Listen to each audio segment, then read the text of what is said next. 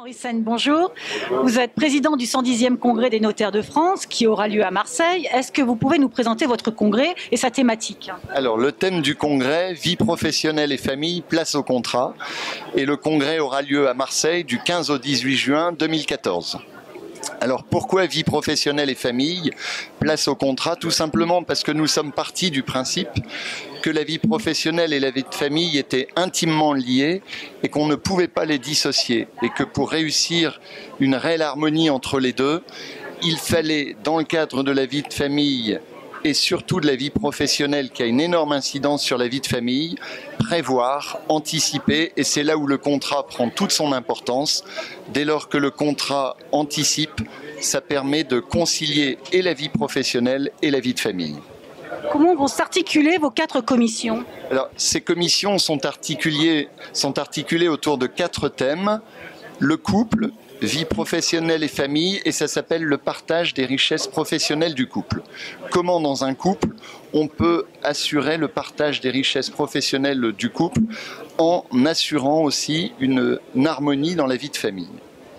La deuxième commission, puisque nous partageons les richesses du couple, il faut aussi assurer un statut à l'entrepreneur, et donc c'est la prévision et l'anticipation par le contrat, c'est-à-dire que il faut d'abord donner un statut à l'entrepreneur. Est-ce qu'il va être entrepreneur simple? Est-ce que nous allons concevoir une déclaration d'insaisissabilité? Est-ce qu'on va faire une EIRL? Et cet entrepreneur, il va peut-être connaître des difficultés, il va falloir anticiper. Comment va-t-on pouvoir gérer les procédures collectives? Et dès lors qu'il y a une entreprise dans un partage, comment peut-on partager l'entreprise, sachant que c'est le bien fondamental?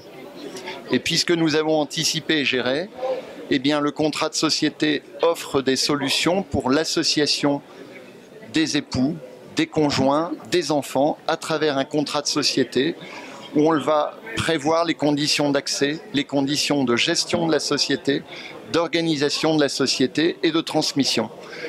Dès lors qu'on aura partagé les richesses professionnelles du couple, qu'on aura géré, anticipé, qu'on aura éventuellement conclu un contrat de société, eh bien la vie professionnelle nous entraîne à des déplacements à travers les frontières. La vie professionnelle ne s'exerce plus sur le territoire national, ça implique des déplacements. Quelle loi va régir le contrat? Si je loue un local en Allemagne, est-ce que je vais être soumis au statut des baux commerciaux? Si j'exploite des terres en France, est-ce que je suis soumis au statut des baux ruraux? Si je constitue une société à l'étranger, est-ce que c'est une société de droit étranger ou une société française? Les incidences civiles, fiscales, sociales, dans tous les thèmes. Est-ce que vous pouvez nous présenter votre équipe de rapporteurs? Alors, les rapporteurs, c'est une équipe bien évidemment exceptionnelle de toute la France. Pascal Morin, mon vice-président. Michel Zeffel et Dorothée Martel-Raison, les communicantes. Jean-Louis Clerc, notaire à Marseille, qui est notre commissaire général. Et ensuite, vous avez les commissions. Emmanuel Clerget, Corinne de Certaine-Brossard. Vous avez Olivier Cazot, Stéphanie Blin et Christophe Sardot.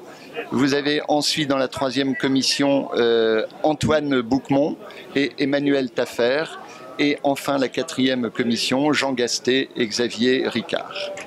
Je vous remercie. Et nous sommes bien évidemment entourés d'un professeur exceptionnel comme il se doit, le professeur Claude Brenner.